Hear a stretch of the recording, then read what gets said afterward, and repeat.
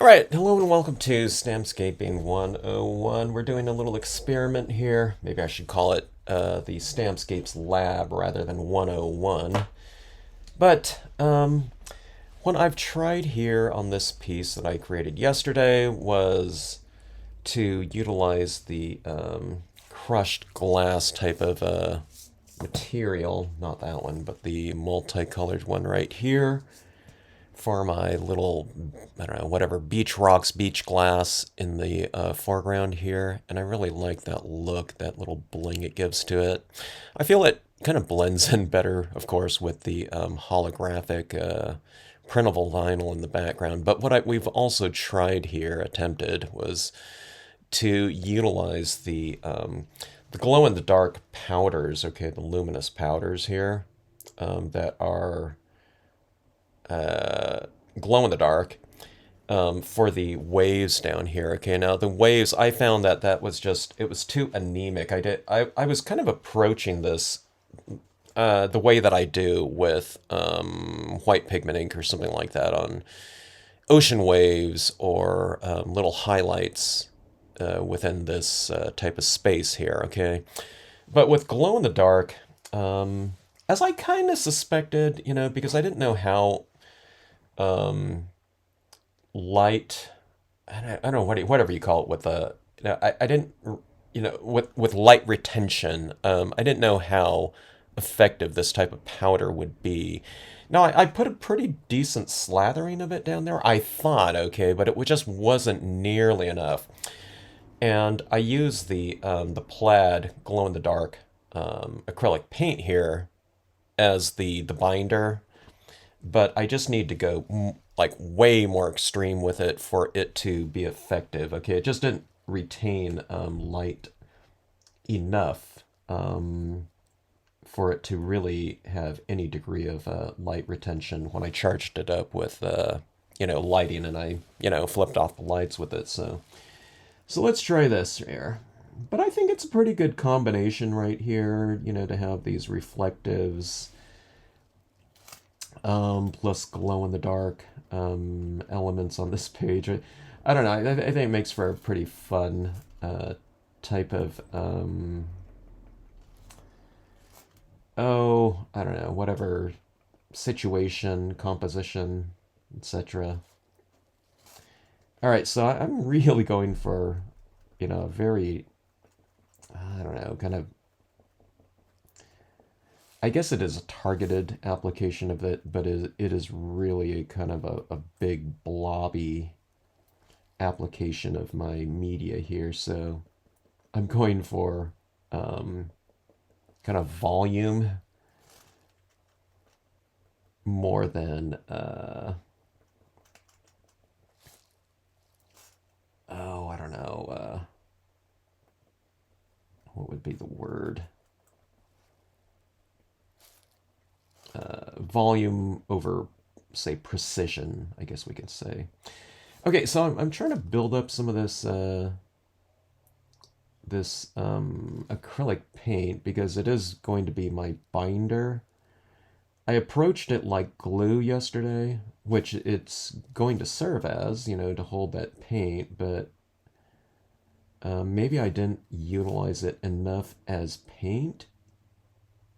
So maybe I'll think of it as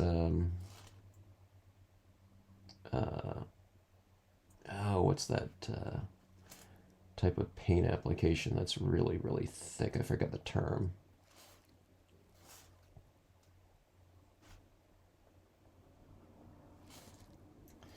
Okay, so really getting that build up.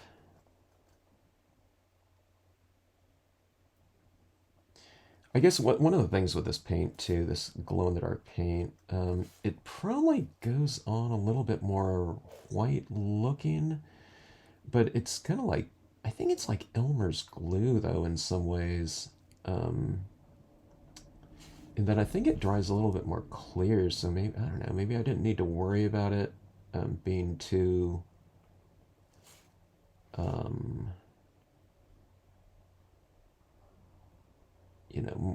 delicately applied, precision, targeted on there. Okay, so I have some white pigment ink down like that. I'm going to put this on the horizon, which I didn't do yesterday. But we're kind of going for a little bit more extremes here. In terms of that application, I'm putting it everywhere. We just didn't have enough glow-in-the-dark effects. So where I'm applying it thinner right up here and really thick down here in the waves.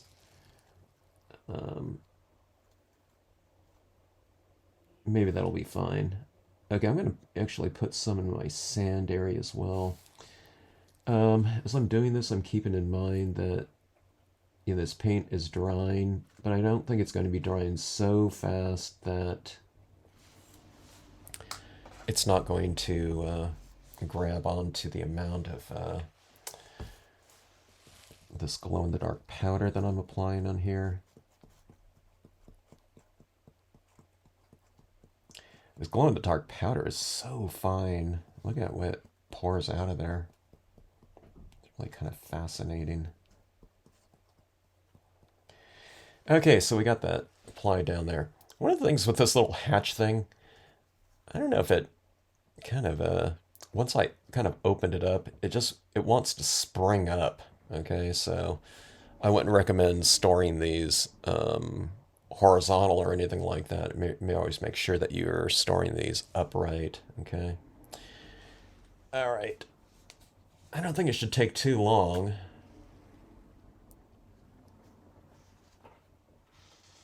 To get whatever's going to adhere to that to, adhere. So let's take this and just like embossing powder, tap off the excess.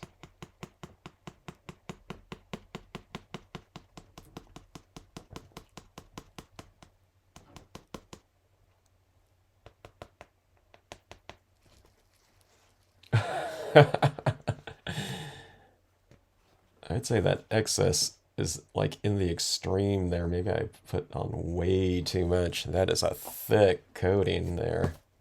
Oh, there we go. I was going to say, I don't think I applied that much on there. Okay, there we go. Looks like that. Okay, let's allow that to dry. A couple of my little glass shards flicked off. That was a pretty aggressive flick that I was applying to that.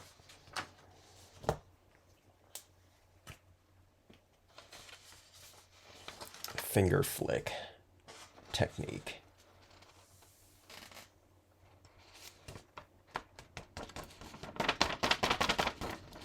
It's like cornstarch or something like that. It's so fine. All right, so this is what we have here now. And I'm hoping that that's going to do the trick as far as our look goes. It doesn't look that great just as is, maybe with that all in the background. I think it would look fine up here, but I don't know. The big thing about it is what this is going to look like, with the lights out. So we'll charge this up and we'll see if we can get a good kind of a idea of how this is going to be glowing. So I'm charging this up in my light. I have some pretty bright lights here. And I'll try to flip off the lighting in here and try to have my camera. I guess I should turn it off auto, so that, we can get a good idea of how this is going to look here.